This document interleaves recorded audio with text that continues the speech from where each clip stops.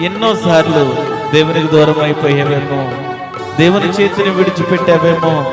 దేవుడు నిన్ను విడిచిపెట్టే దేవుడు కాదు.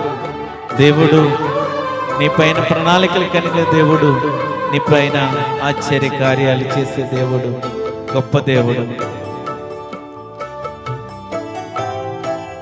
Thank you Jesus. నీ పాదముల చెంత చేరి నీ చిత్తంబునే నెరుగ నేర్పో, నీ హృదయ వారంబునొసగి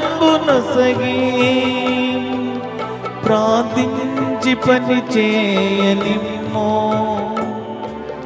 ఆగిపోక సాగిపో ప్రియ సుతిని పని చేయనిమ్మో.